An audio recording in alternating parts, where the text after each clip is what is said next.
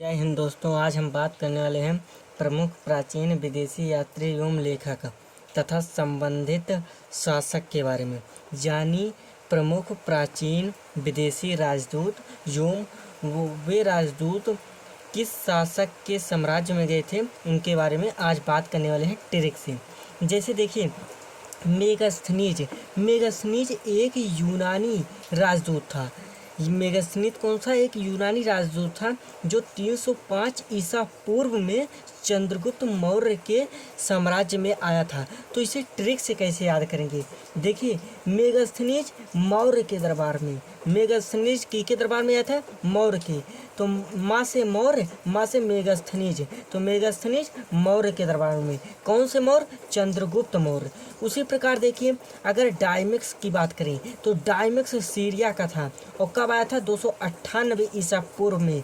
किसके शासनकाल में? बिंदुसार के शासनकाल में। इसे कैसे याद करेंगे? ध्यान देखिए, डायमिक्स के लिए डी याद कर लीजिए।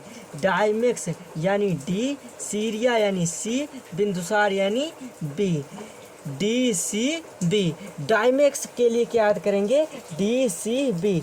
डी से क्या हो जाएगा? डायमिक्स, सी से क्या हो जाएगा? सीरिया, और सी से क्या हो जाएगा? सीरिया, और बी से क्या हो जाएगा? बिंदुसार। डी सीरिया के लिए सी और बिंदुसार के लिए बी। डी से डायमिक्स, सी से सीरिया, बी से बिंदुसार। डायमिक्स किसके शासनकाल में आया था? किसके शासनकाल में? बिंदुसार के शासनकाल में। वह किस राज्य से किस देश से संबंधित था? सीरिया से। कब आया था? 298 ईसा पूर्व में। उसी प्रकार देखिए, फाहियान कौन था?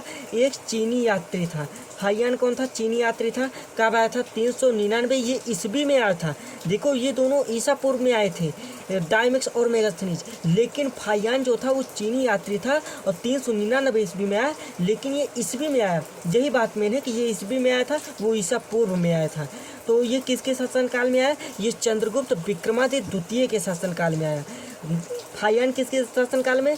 चंद्रगुप्त विक्रमादित्य द्वितीय के शासनकाल में चीनी यात्री था। उसी प्रकार देखिए, ह्वेनसांग कहाँ का था? चीन का था। कब आया? 630 ईस्वी में। किसके शासनकाल में? हर्षवर्धन। इसे कैसे याद करेंगे? देखो, ह्वेन का पहला अक्षर क्या है? हा। ह्वेनसांग का पहला अक्षर क्या है? हा। तो हा के ह्वेनसांग किसके शासनकाल में आया? हा से हर्षवर्धन के शासनकाल में। तो ह्वेनसांग किसके शासनकाल में आया? हर्षवर्धन के शासनकाल में। ह्वेनसांग का पहला अक्षर हा है, तो हा से क्या हो जाएगा? हर्षवर्धन। तो ह्वेनसांग किसके शासनकाल में आया? हर्षवर्धन के शासनकाल में। किस देश का था ह्वेनसांग? चीन का था। कब आया? 630 ईस्वी में। उसी प्रकार देखिए, मार्को पोलो इटली का था, जो 1288 ईस्वी में कायाल यानी पांड्य वंश के शासनकाल में आया था। तो मार्को पोलो कहाँ का था? इटली का था। कब आया था? 1288 ईस्वी में। किसके शासनकाल में? कायल पांड्य। इसे कैसे याद करेंगे? देखो, मार्को का दूसरा अक्षर क्या है? का से क्या हो जाएगा? कायल। मार्को का दूसरा अक्षर का से हो जाएगा कायल। तो मार्को पोलो किसके शासनकाल में आया था? कायल। और किस वंश के? पांड्य वंश के। पास है पांड्य। तो मार्को पोलो का दूसरा अक्षर का से हो जाएगा कायल। तो मार्को पोलो कायल के शासनकाल में। कहाँ का था मार्को पोलो? इटली का था। कब आया था? 1288 ईस्वी में। कायल पांड्य वंश के शासनकाल में आया था।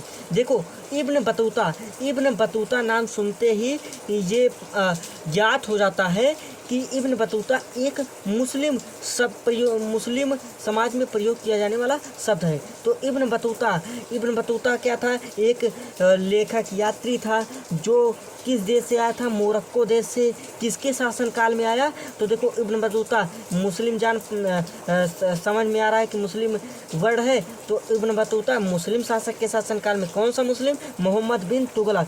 1333 ईस्वी में आया। देखो, इब्न बतूता मोरक्को का था, 1333 ईस्वी में मोहम्मद बिन तुगलक के शासनकाल में आया।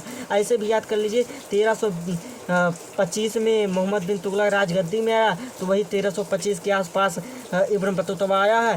तो किसके शासनकाल में आए? मोहम्मद बिन तुगलक के शासनकाल में।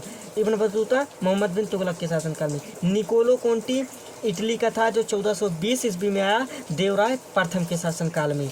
निकोलो कोंटी इटली का था, जो 1420 ईस्वी में आया देवराय प्रथम के शासनकाल में। देखिए इब्न बतूता जो है एक मुस्लिम वर्ड मालूम पड़ता है, इससे हमें यह भी पता हो जाना चाहिए कि मुस्लिम वर्ड मालूम पड़ता है तो ये मुस्लिम शासक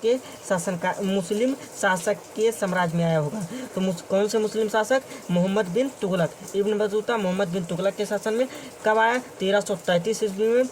किस देश का था? मोरक्को का। जय हिंद दोस्तों।